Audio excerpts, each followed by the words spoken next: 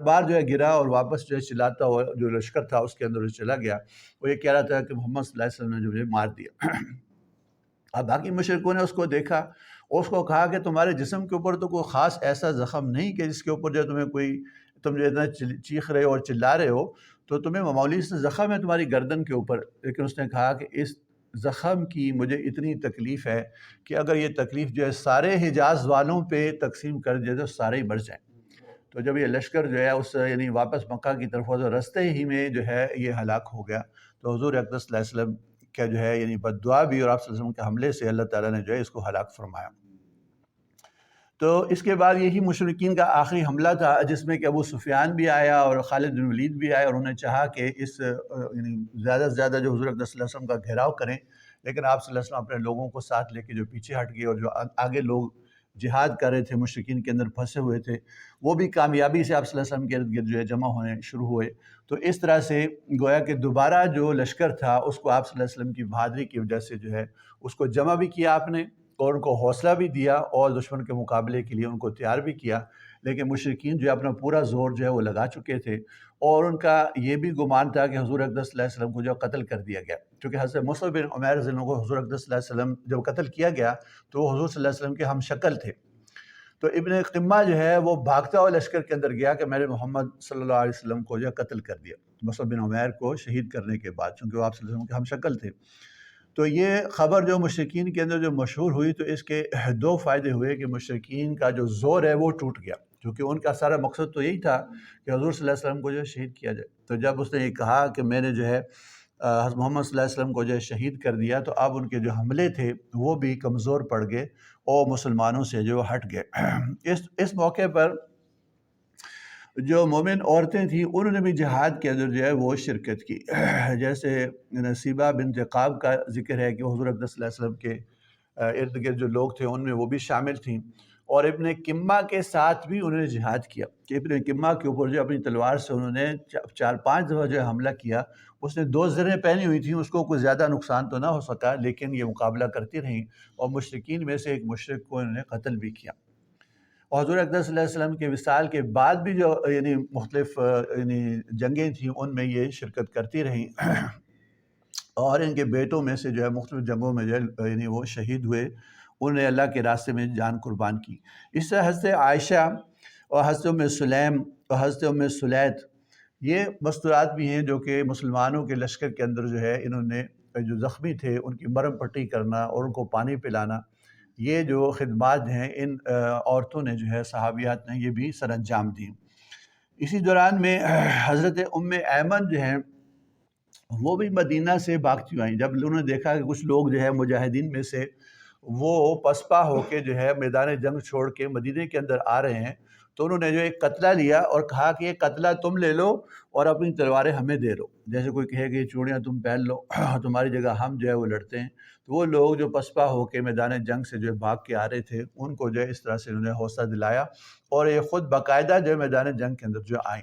اور ان کے اوپر جو ایک مشرک نے جو دور سے جو تیر چلایا تو آپ جو ہیں وہ گریں، تو جس کی وجہ سے اس نے جو کہکا لگایا، اس پہ حضور اقدس صلی اللہ علیہ وسلم یہ بہت ناگوار گزرا، تو آپ نے جو ایک تیر جس کے جو یعنی کنارہ بھی ٹوٹا ہوا تو حضرت سعد بن ابی وقاص کو جو دیا کہ اے سعد اس مشرک کے اوپر جو ہے تیر چلاؤ، تو انہوں نے اس کے اوپر جو وہ تیر چلایا، جس کے نتیجے میں وہ اس کا نام تھا حبان بن ارقا،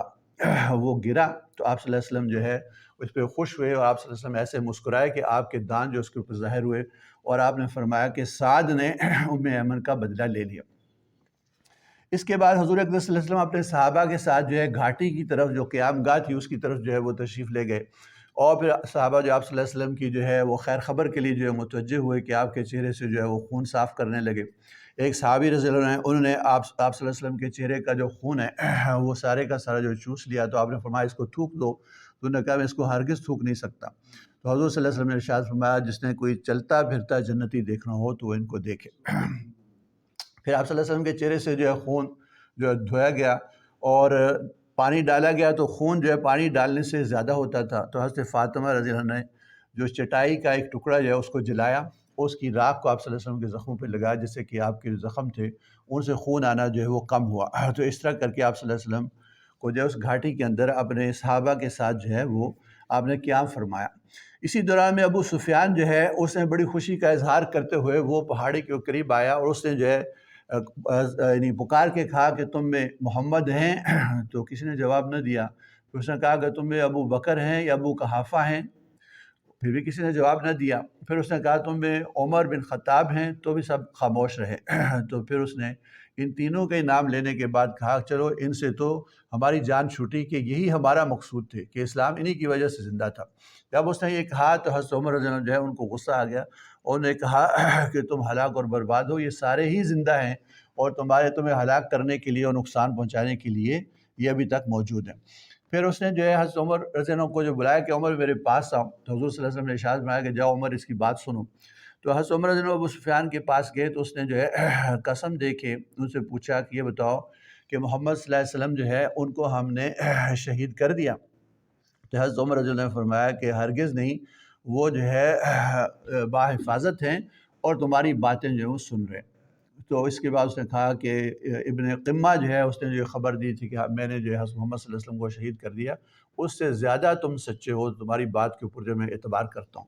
اس کے بعد اس نے نعرہ لگایا اولو حبل، حبل بلند و حبل بٹ تھا ان کا۔ تو اس پہ حضور صلی اللہ علیہ وسلم نے جو ہے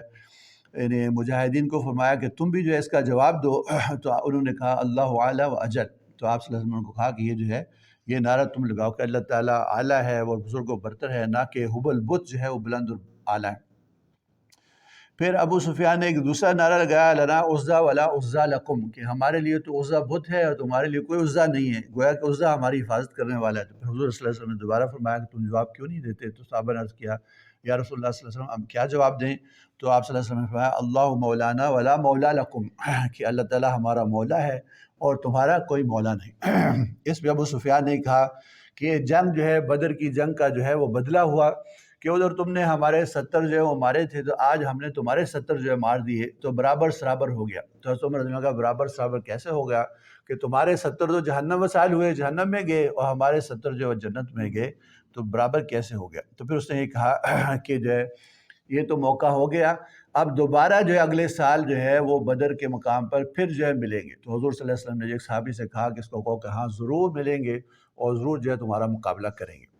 تو یہاں تک جو باتیں انشاءاللہ جو اس سے آگے جو ہیں وہ اگلے درس میں عرض کروں گا انشاءاللہ۔